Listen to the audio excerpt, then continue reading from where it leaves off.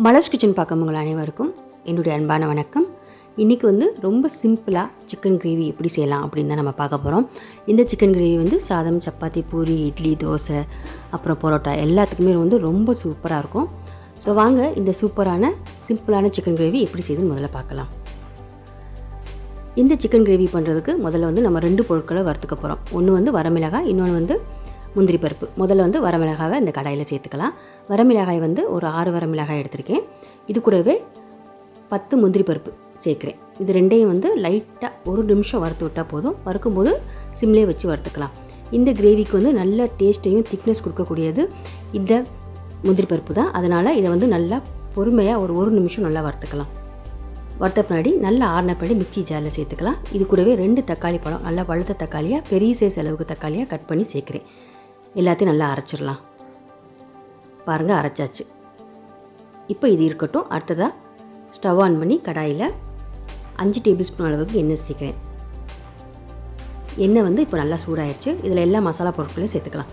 ஒரு பிரிஞ்சி இலை, ஒரு சின்ன துண்டு பட்டை, 2 ஏலக்காய், 3 லவங்கம், இவ்வளோ தான். இது எல்லாத்தையும் சேர்த்துட்டு நல்லா வாசனை வந்த பின்னாடி 1 டீஸ்பூன் சோம்பு சேர்த்து பொரிய விட்டுறலாம். இப்போ எல்லாமே நல்லா பொரிஞ்ச பின்னாடி நல்லா வாசனை வர ஆரம்பிச்சிச்சு. இந்த ஸ்டேஜில் 1 கொத்து கருவேப்பிலையை உருகி சேர்த்துக்கலாம். கருவேப்பிலையும் இப்போ நல்லா பொரிஞ்சு வாசனை வர ஆரம்பிச்சிச்சு. அப்புறமா இதில் கட் பண்ணி வச்சுருக்க 2 பெரிய வெங்காயத்தை பொடி பொடியாக கட் பண்ணி இதில் சேர்க்குறேன். இந்த கிரேவிக்கு பெரிய வெங்காயத்துக்கு பதிலாக சின்ன வெங்காயம் சேர்த்துக்கிட்டிங்கன்னா இன்னும் நல்லாயிருக்கும். சிக்கன் கிரேவிக்கு வெங்காயம் கொஞ்சம் அதிகமாக சேர்த்துக்கிட்டிங்கன்னா நல்லா கிரேவி திக்னஸாக இருக்கும். நான் இன்றைக்கி 1/2 கிலோ சிக்கன் எடுத்து சிக்கன் கிரேவி பண்ண போகிறேன். அதனால் 1/2 கிலோ சிக்கனுக்கு 2 பெரிய வெங்காயம் போதுமானது. இது நல்லா பொன்னிறமாக வர வரைக்கும் வதக்கிக்கலாம். வெங்காயம் இப்போ நல்லா பொன்னிறமாக மாறிடுச்சு. இந்த ஸ்டேஜில் 2 டேபிள் ஸ்பூன் அளவுக்கு இஞ்சி பூண்டு விழுது சேர்க்குறேன். இதையும் நல்லா பச்சை வாசனை போகிற வரைக்கும் வதக்கி விட்டுக்கலாம். இஞ்சி பூண்டு விழுது நல்லா வதங்கி பச்சை வாசனை போன பின்னாடி இதில் எல்லா மசாலா தூளும் சேர்த்துக்கலாம்.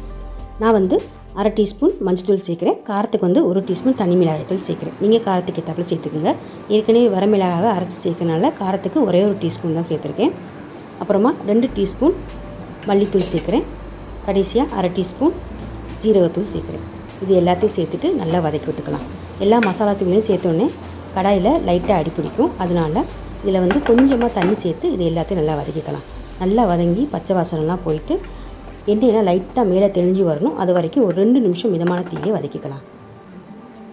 இப்போ பாருங்கள், மசாலா தூளோடைய பச்சை வாசனைலாம் போயிட்டு எண்ணெயெல்லாம் லைட்டாக மேலே தெளிஞ்சு வர ஆரம்பிச்சிருச்சு. இந்த ஸ்டேஜில் நம்ம சுத்தம் பண்ணி வச்சுருக்க சிக்கன் பீசஸ் எல்லாத்தையும் சேர்த்துக்கலாம். 1/2 கிலோ சிக்கன் எடுத்து தண்ணியில் 2-3 தடவை நல்லா வாஷ் பண்ணிவிட்டு சேர்த்துருக்கேன். இது எல்லாத்தையும் நல்லா மிக்ஸ் பண்ணி விட்டுறலாம். இந்த மசாலா தூள் கூட இந்த சிக்கனையும் நல்லா கலக்கிற மாதிரி மிக்ஸ் பண்ணி விட்டுக்கலாம். இப்போது எல்லாத்தையும் நல்லா மிக்ஸ் பண்ணியாச்சு. இப்போ சிக்கனுக்கு தேவையான அளவு உப்பையும் சேர்த்துட்டு எல்லாத்தையும் நல்லா மிக்ஸ் பண்ணிடலாம்.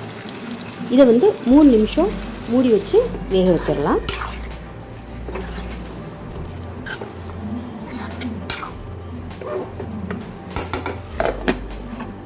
மூணு நிமிஷம் கழித்து மூடியை திறந்து பார்க்கலாம். இப்போ பாருங்கள், சிக்கன் ஓரளவு கொஞ்சம் வெந்திருக்கு. இப்போ எல்லாத்தையும் நல்லா கிண்டி விட்டுட்டு நம்ம ஏற்கனவே அரைச்சி வச்சுருக்க முந்திரி பேஸ்ட்டை இதில் சேர்த்துக்கலாம்.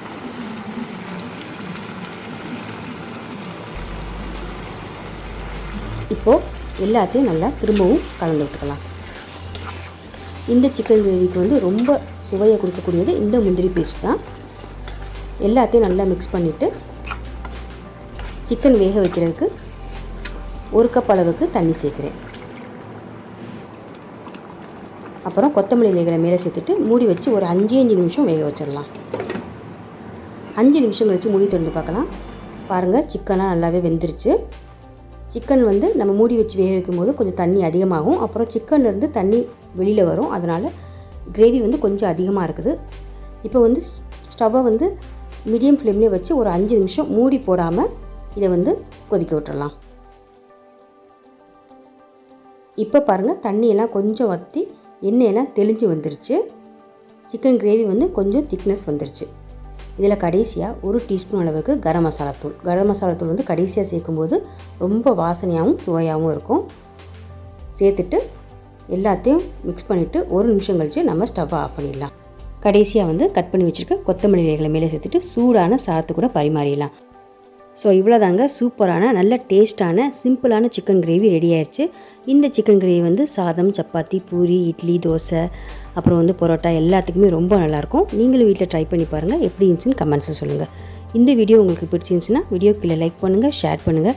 அப்புறம் இது வரைக்கும் நீங்கள் மலர்ஸ் கிச்சனுக்கு சப்ஸ்கிரைப் பண்ணலன்னா மறந்துடாமல் சப்ஸ்கிரைப் பண்ணிடுங்க. கூடவே பக்கத்தில் இருக்க பெல் பட்டனை ப்ரெஸ் பண்ணிடுங்க. அப்போ தான் நான் போடக்கூடிய வீடியோஸ் எல்லாமே நீங்கள் உடனுக்குடன் பார்க்கலாம். மீண்டும் பார்க்கலாம். நன்றி, வணக்கம்.